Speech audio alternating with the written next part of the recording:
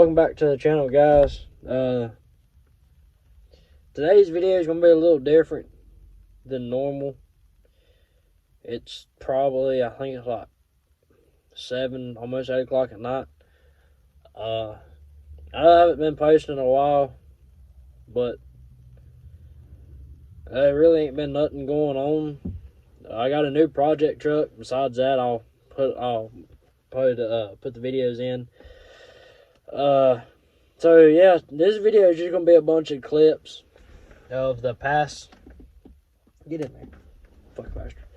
Past couple months of what's been going on, what I've been doing, stuff like that. I know I haven't made a video in a while, and like I said, I ain't got the content. And when I do have something to do, it's hard for me to film it and do the same thing, or film it and work at the same time. So I try to get a short clip of it.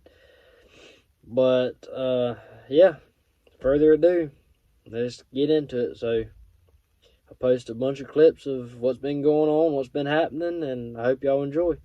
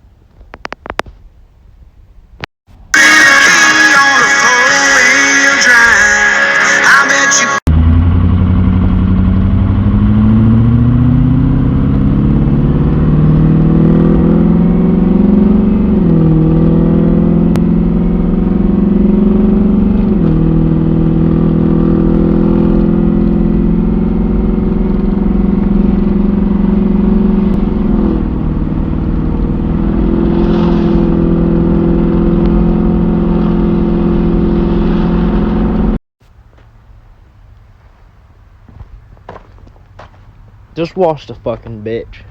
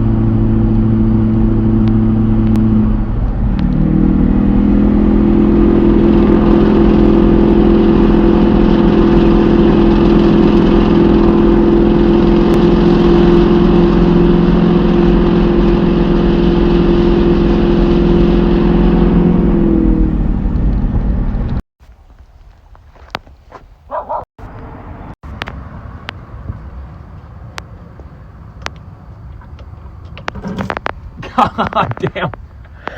Dude. That's fucked. Yeah, that shit's pure silver. God almighty. Dude, you can see the metal shavings on the damn bolt. God damn.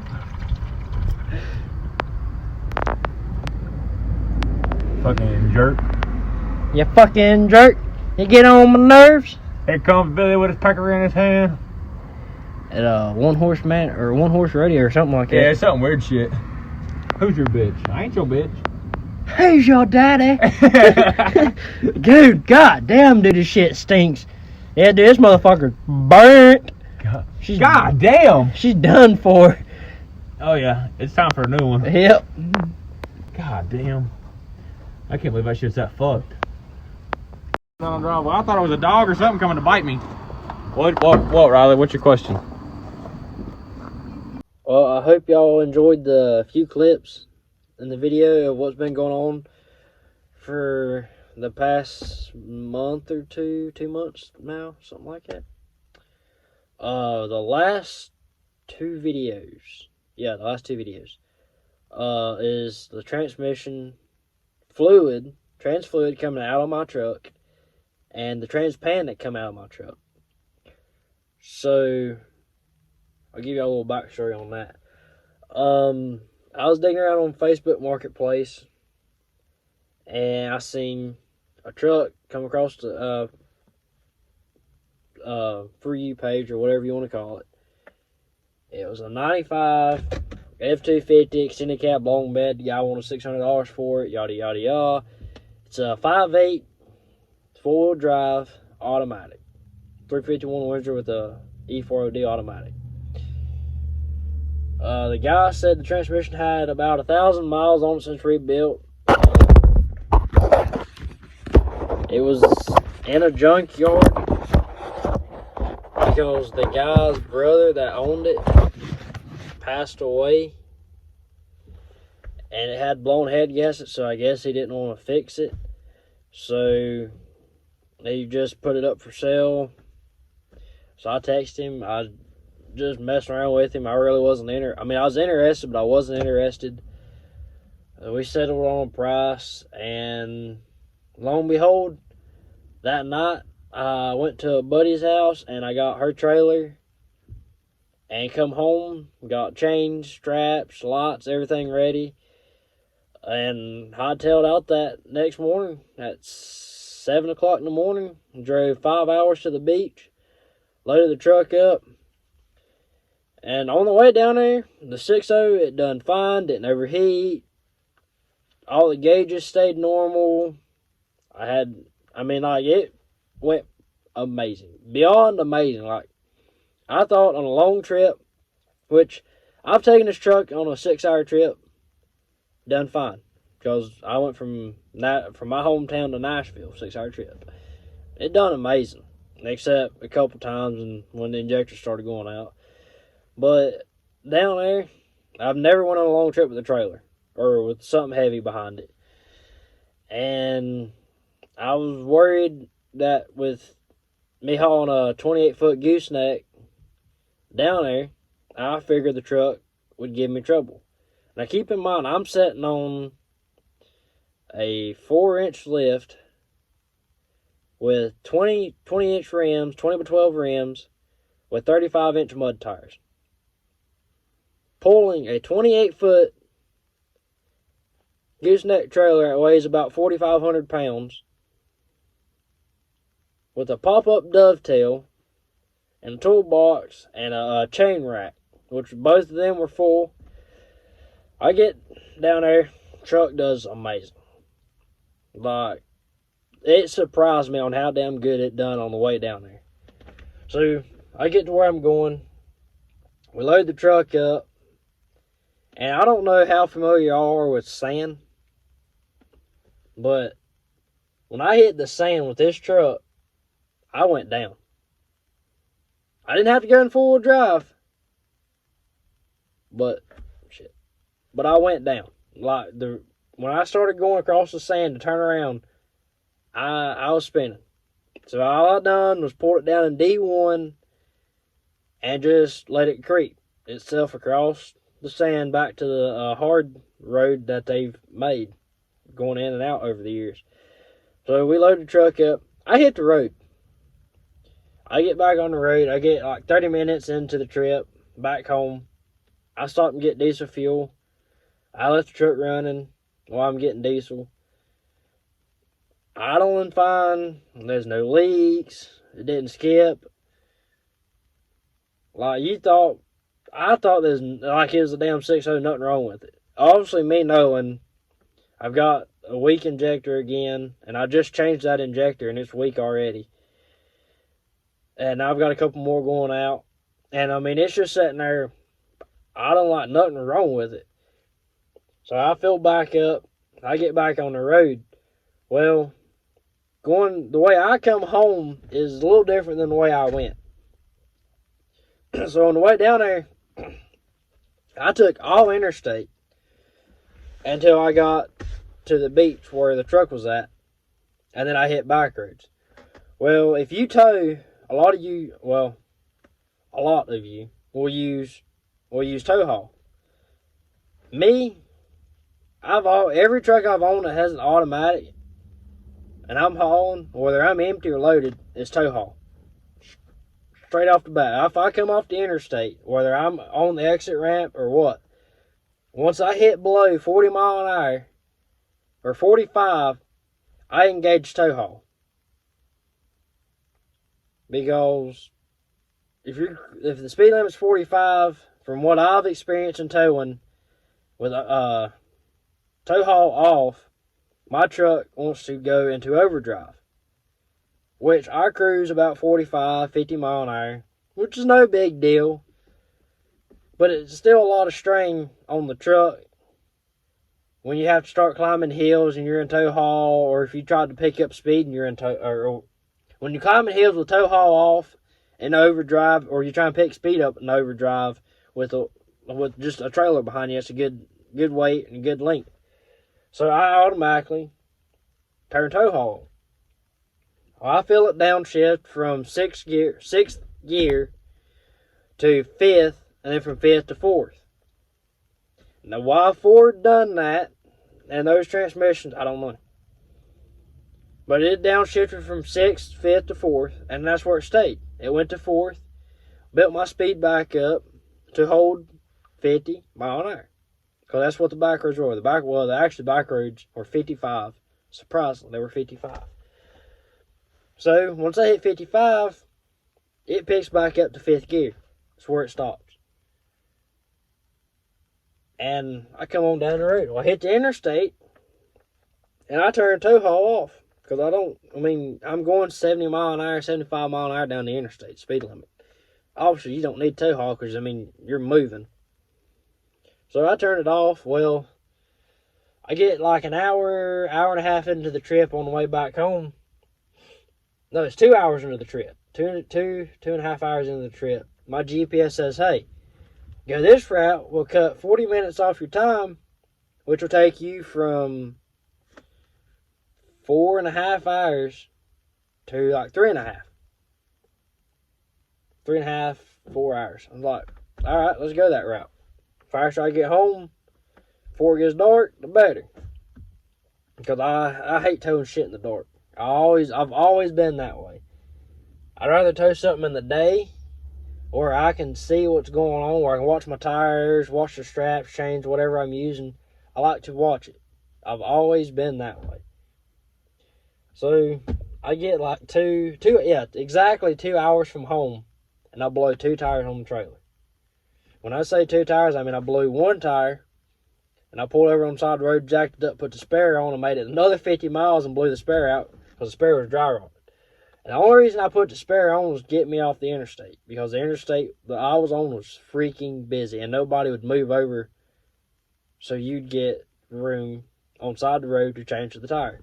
So I just put the spare tire on there to get me on down the road so I could pull into like a truck stop or something like that. Well, luckily when the tire blew out, I could turn off, and there's like a little truck depot or a garage where you can work on them right there. So I just pulled in there, waited 2 hours for my mom to bring me a tire and a jack and a 4-wheel lug wrench to change the tire. Well, we changed the tire, and on the way home, I start noticing something's up with the truck. Like, it's shifting weird. Like, it'll hold a gear, and then it'll downshift, and then it'll hold it, and then it'll upshift. Like, it couldn't make its mind up what gear it wanted. And that's tow haul off. So I flip tow haul on, and it finally settles down, and it sets fifth. In fifth gear, I'm cruising, I think it's like 2,500 RPM, somewhere around there. Down the interstate, about 70 mile an hour is what I was cruising, because I was cautious because it was dark. Well, I get home that night, and the truck's not pulling right. Like, I can feel it And my sister said the same thing. She's like, your truck's not pulling right.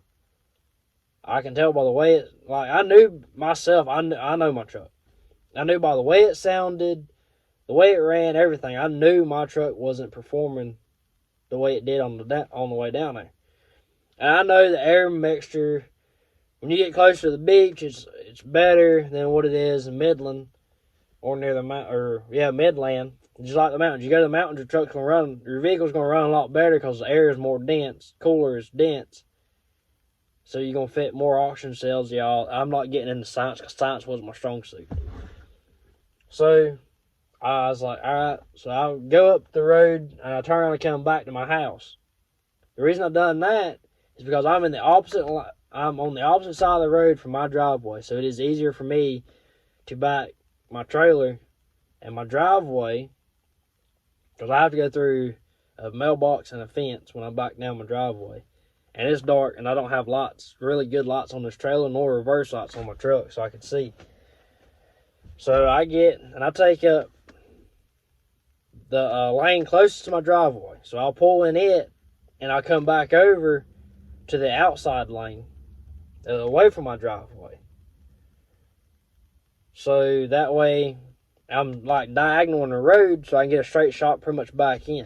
When I back my truck in, and I'm sitting here, when I put it in park, I know the trucks will roll a little bit. They'll rock. Well, mine rolled like a good foot back. It should roll like a couple inches. It shouldn't roll a foot. But I didn't think nothing about it. Next day I get up. I let my truck warm up. I get my buddy. We go unload my new truck, or a new project truck. And the truck's shifting weird, shifting funny. Well, I take the trailer back to my friend's house, or my buddy's house, and I drop it off at her house where I picked it up. And on the way home, it's still not doing right. So I come home, I check the fluid in it, because it's already warm, it's hot. Put it neutral. On level ground, check the fluid. Fluid level is fine. So I'm like, alright, maybe it's just something, maybe it's just me. So I don't think nothing about it. So I go on like a week, 2 weeks, and it starts acting stupid again. And I'm like, okay, you're good in fluid. What the fuck? And at this point, when you put it in drive, in reverse, it's sitting there. And then it'll move. I'm like, what the fuck? So I check the fluid, and I'm low this time. So I top it off, and when I top it off, the transmission pisses every bit of it back on the ground. I thought it was the oil pan gasket. Or, not them. Transmission pan gasket. Bolts were tight, wasn't leaking around it. So I thought it was the torque converter. So I look up in the torque converter. I look up in the little pilot hole, whatever, the alignment hole, whatever you want to call it. The bell housing side is dry. So I'm thinking, it's transfer case gasket between the transfer case and the transmission. It was good. It wasn't leaking. The lines wasn't leaking because they're brand new, and I'm like, and they're tight. And I'm sitting there thinking, got a cracked transmission somewhere. So myself, I top it back off. And when I do that, and when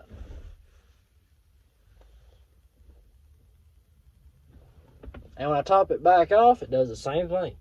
So at this point, I am furious. Because I run high dollar transmission fluid in my truck. Like the best of the best or not the best of the best on the market, but what I've seen and everybody's recommended from transmission shops is what I use. So, I mean, I use what the truck calls for, but I don't use the Ford brand. I use a different brand. I think it's like Valvoline or something like that. It's one of the old brands that's been out here for years. And I'm pissed. I'm like, shit, there goes like $20, $30 on the ground or in my trans pan because when I, even just adding, I'll put a catch pan under it in case I spill a little bit. Because, I mean, this shit is expensive. And right now, with the way everything's going, prices are going up. I'm like, let me catch it just in case it spills. And it pisses out again. So I'm at this point, I just pull it stops leaking, I pull the catch pan out, I pour it back in the bottle, and I put the bottle in the building, and I said, fuck it. I'm going to drive it. So I drove it for a solid week, and it starts acting stupid. Starts shifting hard, half-ass pulls itself, and then it finally will straighten up. And I live on a farm. I farm for a living. So we was making some corn stalk round belts. And my uncle, he asked me for some help, and I called my buddy, and I was like, hey, can I borrow your trailer again? The one I used to haul my truck, that 28-foot gooseneck. She says, yeah, come and get it. So I go and get it, and I start hauling, and the transmission starts slipping. And it starts flashing tow haul. And when it starts flashing tow haul is a sign that either a sensor is going to the bad, which normally when the tow haul starts flashing, it's the temp sensor, or your transmission is gone. And the temp sensor is working perfect. So I'm thinking, well, it's transmission. So I don't pay it no attention. I cut the truck off, cut it back on, and it goes away. I put it in manual tow haul myself. Fucking truck shifts amazing. Doesn't skip like it's 1, 2, 3, 4. Right back here. Well, I get to the farm and I drop off the 14 round belts. I go back and get more. Well, on the way back, I stop at the stoplight. And it does fine. So I go through the lot after it turns green. I get to the house, or get to the farm, or not the farm, the field. I load up again, and it's already dark, so we call it quits.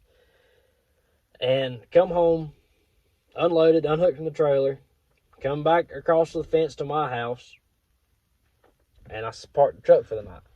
Well, the next day I'm like, well, it's Sunday, we're not really going to do anything. I mean, yeah, we're going to go in the field, try to finish up. Well, I go up to the lot and I stop. And I can feel the truck downshifting. When the truck doesn't downshift, I get worried. And it don't downshift but once. From fourth, or twice. Because I wasn't high enough, or going fast enough to hit overdrive, so it just stayed in fifth gear. So it downshifted to third out of the lot, and that's where it went. So here I am trying to take off from the lot, and it's just sitting here hopping, won't go nowhere. So I let out and I stomp it. When I did, I heard a kaboom and a snap. I'm like, oh fuck, here we go. And it finally takes off. So I called my buddy, and he was like, yeah, your transmission's toast. I'm like, all right, well, I'm going to go ahead and send it. So here I am, been driving for a week, make long story short, been driving for a week on a transmission that'll, you be going down the road and ease into it, it'll just hit the limiter because the clutches are gone. So today I was trying to drive my truck, got mad. I was mad because it kept shifting weird, kept dropping gears, and I find a straightaway and I come to a stop down my buddy's driveway because he's got a long ass driveway. I come to a stop and I stomp it. And I say when I stomp it, it didn't move. So I went back to my buddy's house after I done that. And I was like, well, let's go to my house and drain the fluid, see what it looks like. Well, on the way home, I come home in first gear. Yeah, I lost all the gears except first. And now I lost first, so I had to coast the rest of the way to the house. So, yeah, long story short, trans is fucked. So, yeah, so I guess stay tuned for some more videos, more updates, and transmission swap. Again, along with a new torque converter. Again. So, yay! 6 O's for you. So, stay tuned.